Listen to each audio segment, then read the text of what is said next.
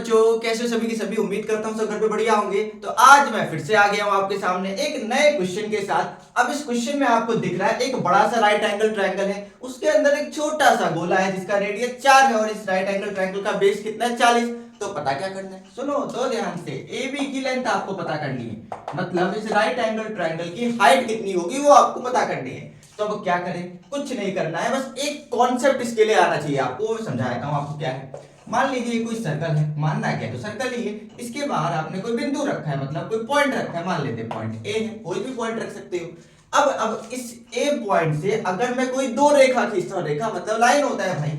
अगर मैं इस ए पॉइंट से दो लाइन खींचता हूं जो कि सर्कल को कट नहीं करनी चाहिए, सर्कल को सिर्फ एक पॉइंट पर टच करके निकलनी चाहिए, ऐसे लहरा के से टच करके निकलनी चाहिए, अंदर तक घुसनी नहीं चाहिए। जैसे ऐसे ऐसे ऐसे ऐसे ऐसे, मतलब अब देखो ये ए पॉइंट से लाइन, वैसे तो मैंने सही लाइन बने इसलिए यहां से लाया, कहने का मतलब अगर ए पॉइंट से कोई लाइन मैंने खींची और सर्कल को वो एक पॉइंट पे टच करके जा रही है, कट नहीं कर रही, तो हम बोलते हैं सर्कल का क्या है, टेंजेंट है। और इसी सेम पॉइंट पर एक दूसरी लाइन खींच दो, तो यहां पे ये रूल ये कहता है, मान लीजिए कि इस ए पॉइंट से हमने यहां लाइन खींची तो ये किसी एक्स पॉइंट पे टच करी और यहां वाई, तो ए एक्स और ए वाई क्या है, टेंजेंट है। पहली बात तो ये।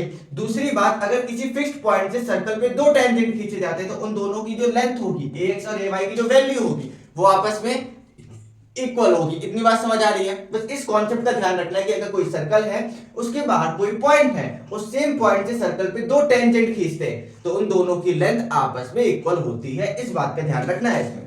अब आगे चलते हैं, देखिए ध्यान से।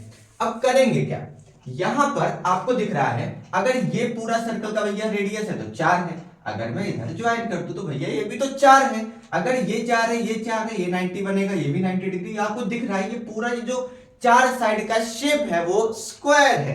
अगर ये स्क्वायर है तो ये भी 4 है, बहुत सुंदर, ये भी 4 है, वाह ये भी तो 4 ही है।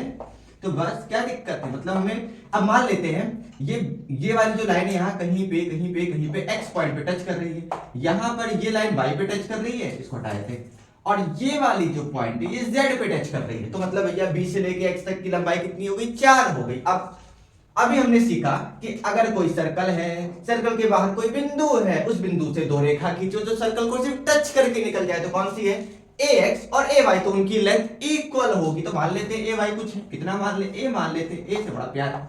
तो अगर ये a होगा तो भैया ये भी a होगा, कोई शक वाली बात। अब देखो, अगर बात तो ये भी सही है कि ये सर्कल है, अगर ये सर्कल है तो ये बाहर उसका बिंदु है, इस सेम बिंदु से देखो दो लाइनें जा रही जो कि सर्कल को टच करके निकल जा रही हैं। एक लाइन क्या है cx, एक मतलब लाइन मतलब टेंजेंट, एक टेंजेंट क्या है c, एक cz और cx। तो मतलब भैया इन दोनों की लेंथ इक्वल है, कि दोनों की लेंथ ही नहीं पता है तो कहां से बात बनेगी।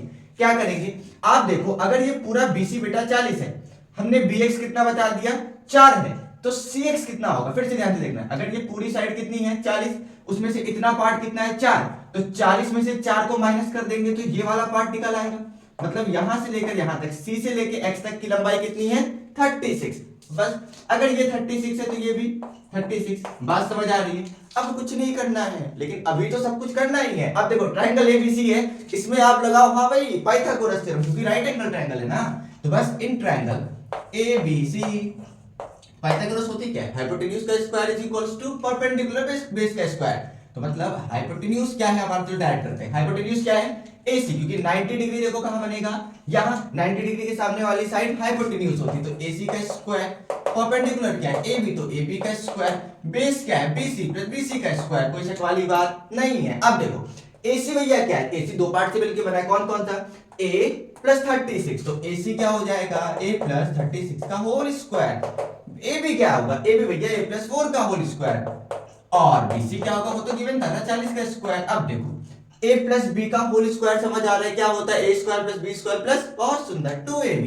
तो यहाँ पे a क्या है, तो a ही है, तो a स्क्वायर प्लस ये 36 क्या है, b है, तो b का स्क्वायर क्या होता है, 36 का स्क्वायर होगा 1296 प्लस 2ab। देखो a का स्क्वायर हो गया, b का स्क्वायर हो गया, अब 2ab होगा, तो 2ab मतलब 36 को ये मल्टीप्लाई करना है, मतलब आपका आएगा 72a। अब ऐसे यहाँ पे भी तो a square plus 16 plus 8a plus 1600, अरे इतना बड़ा नंबर कहीं और से नहीं भाई, 40 का स्क्वायर 1600 ही तो होता है।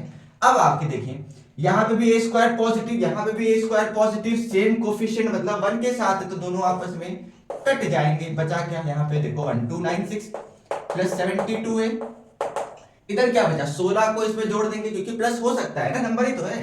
तो 1616 प्लस 8a, अब क्या करें, कुछ नहीं करें, ए वाले को, ए के पास नॉर्मल नंबर नॉर्मल, तो भैया ये छोटा है तो इधर आएगा, ये छोटा है तो उधर जाएगा। तो 72a माइनस 8a, भैया इसको उठा के इधर ले आए। अब 1616 माइनस 1296, अब 72 में से 8a को माइनस करो तो कितना होगा भैया 64 है, बहुत बढ़िया। इसको माइनस करोगे तो आपकी वैल्यू आएगी 320, हाँ 320 आएगी। अब क्या करें भैया 64 मल्टीप्लाई तो होता है डिवाइड, तो a की वैल्यू क्या आ गई 320 अपॉन 64, तो a की वैल्यू कितनी आएगी, डिवाइड करने पे 5 आएगी। इसका मतलब a से लेकर y तक कितना है 5, y से लेकर b तक कितना है 4, 5 और 4 को जोड़ेंगे तो AB बनेगा, और AB तो क्या है ट्रायंगल की हाइट है, मतलब कितनी आ गई 5 प्लस 4 9 सेंटीमीटर हाइट होगी। फटाक से नोट कर लीजिए।